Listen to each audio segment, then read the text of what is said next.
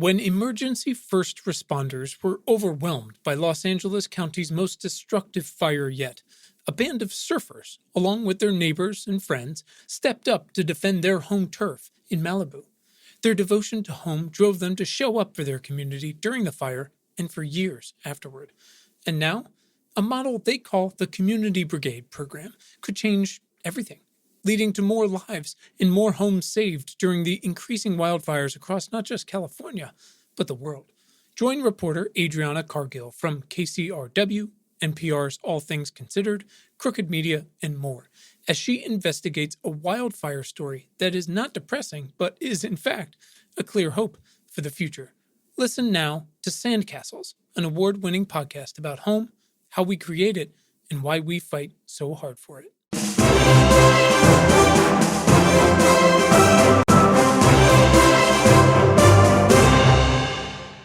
Good morning, everyone.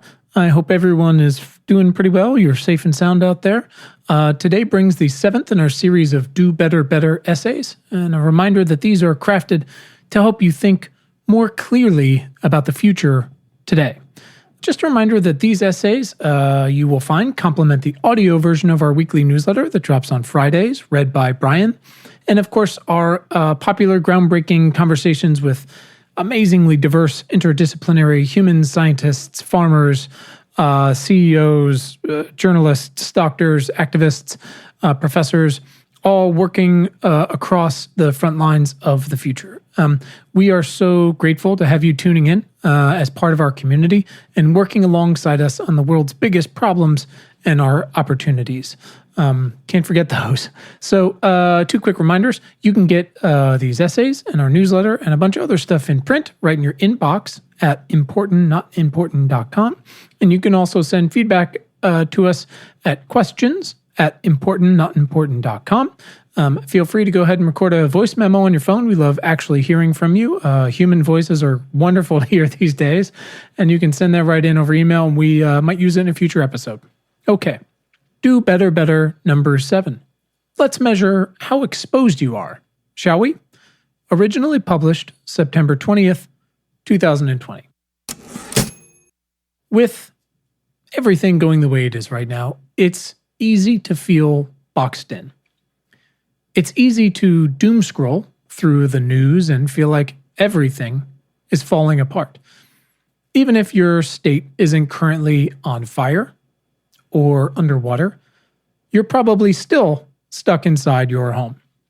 Your kid's school is not open. Your office isn't open. Our political leadership is, at best, off the grid. And sure, your sensible index funds are pretty far up at this point, but you're acutely aware that a few tech behemoth companies are carrying the load for all of the rest. And this is all under the assumption that you're not one of the unlucky many where your state is on fire or recently underwater, and you've still got to go to work, to an hourly wage job, to drive a car to an office, a factory line, drive a bus, serve food, or maybe you're helping patients. Maybe you don't have kids. Maybe you do.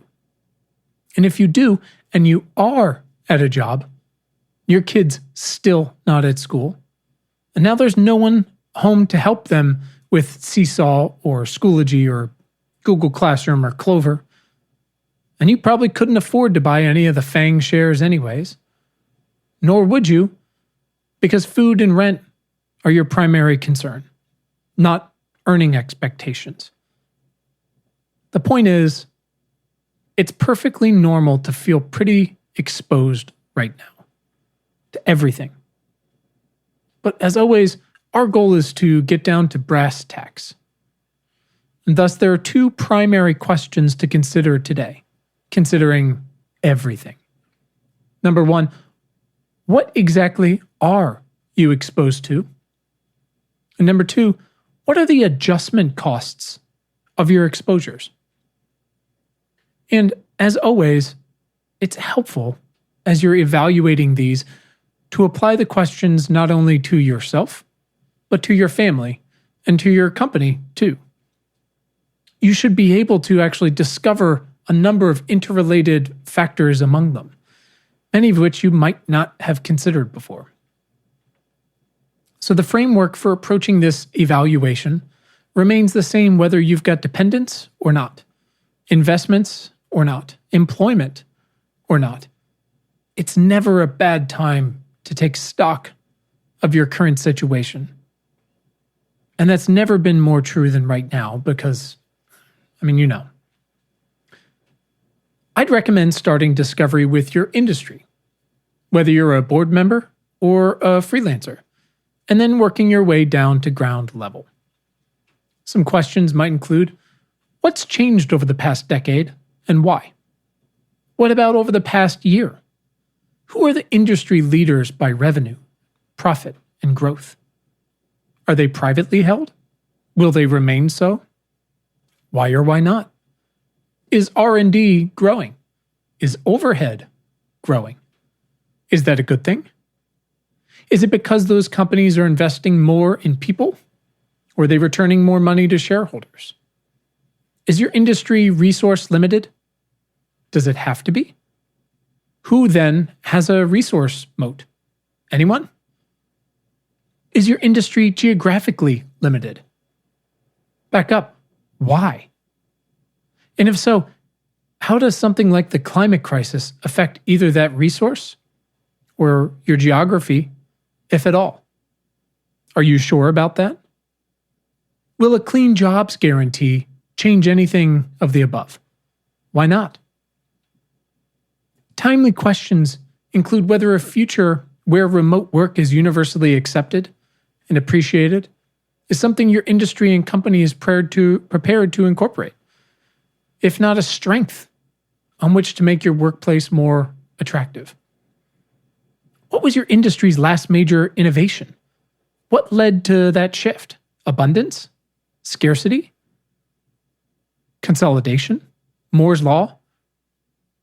What are some measurably safe new corporate investments? So now pivot these questions a bit, and you have the same questions, but for your family and yourself. How's your health? How's everyone else's health? How will that change? What are your major recurring immovable costs now, in 5 years, in 10 years? Do you own a home in an area threatened by sea level rise or rising floodplains? Do you still have student loan debt? How will a new administration potentially affect that? When is your insurance due to be renewed? Speaking of insurance, how's life insurance looking? How about estate planning? What's your family's medical history? Do your kids know about it? Get timely with these. Get specific. Do you live out west? How did that air taste this year? Do you think the health ramifications of those fires wash away with the fires themselves? You get the idea now. Once you've got a nice list of things that would make or break your world as you know it, it's time to assess adjustment costs. For any of the questions above, are you prepared for the mitigation, adaptation, or relocation of self, of family, of assets, bandwidth, or other resources, personal or corporate? Inversely, what resources would be required to prepare for, to investigate, or to commence answering them? Do you already have those resources at hand? Can you raise them with a phone call, a side job, or a capital raise?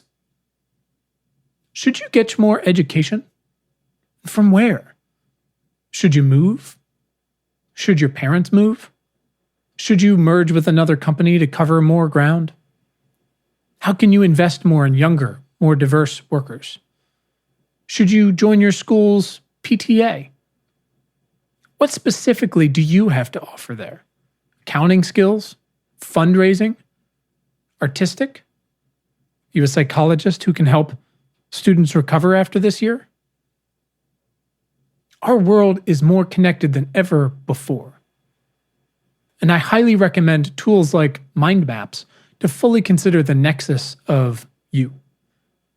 Externalities are everywhere, but you can't do anything about them, including ignoring them, if you don't have a realistic picture of the current facts on the ground. Now, the most famous examination of externalities exists in the stock market. Or it doesn't. Longtime investors are happy to hop on their soapbox to tell you that any retail investor who thinks that they've got a lead on an undervalued share is paying a premium anyways because, short of insider trading, any externalities that they could have in mind are already baked in. Which is interesting, because stock values are theoretically intended to reflect both the current state of a business and its future profits. Meanwhile, the S&P 500 is up a lot since I locked my family inside my house because a pandemic showed up and has killed about 500,000 Americans, while anywhere between 18 and 30 million other Americans are out of work or are looking for work or have stopped looking because they're staying home because we told them to stay home, while the West has burned and suffocated and the coastal South drowns and then bakes. But there's also a housing crisis and the poor cannot afford food and drinking water more than ever. We're awaiting a possible constitutional crisis and at least the least peaceful transfer of power in our history. That longtime investor might still argue, yes, but none of those things are directly linked to any one company's fundamentals or future profits. And then you could reply, but does that company employ people who need to buy food or breathe air or retain home insurance in the face of fires or floods? Now, unfortunately, those longtime investors have 200 years or so of quarterly reports that prove that politics and war and other existential crises aren't externalities that move the needle. And they're not wrong.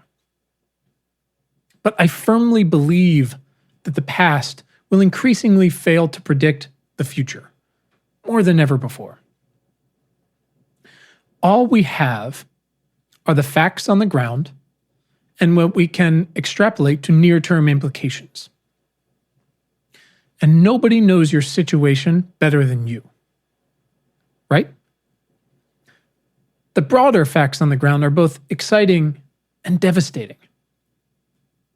Across the globe, our youngest workers and voters are diverse and scared and angry. Much of their future is already written thanks to the generations that came before them. But they are desperately trying to rewrite what they can, because the future is here early. The facts on the ground also show that ESG, or environmental, social, and corporate governance type management styles and investments are beneficial to owners and employees, shareholders, and increasingly citizens of the world. Yes, maybe it took a pandemic to really kick that momentum into gear, but then again, the previous set of facts on the ground are what made this pandemic inevitable. And don't let anyone tell you differently. I'm not arguing that your industry is in trouble, that you should park all of your money in cash, that you should exclusively hire young energy over experience, that bars will never reopen, you'll never serve another drink again, that code is dead, that no one will ever buy your screenplay, that AI is coming for your market research job, or that there isn't still money to be made in the public markets. Far from it. I'm simply trying to help you think about your place in all of this.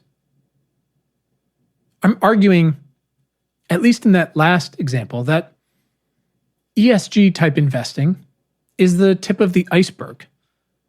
And more broadly, because I seek to be a generalist about this, if nothing else, that the world is more connected than ever before, that it is changing faster than it ever has before, that much of that change is both because of us and now out of our control, and that people, companies, and industries that don't explore and adjust for externalities are going to be underwater in more ways than one, and soon. Okay, guys. Last thing before we get out of here, if you're listening on Apple Podcasts, a rating and a review would go a long way to supporting our community. Same thing if you're on Overcast, you can just tap that star. It takes just a second. You can do it right on your phone. We sincerely appreciate it. If this is your first time listening, we would love if you joined our community and you subscribe to these episodes today, anywhere you listen to podcasts. And a reminder, you can always find plenty of other awesome tools to fight for a better future at our website and in our newsletter at importantnotimportant.com. Thanks, everyone.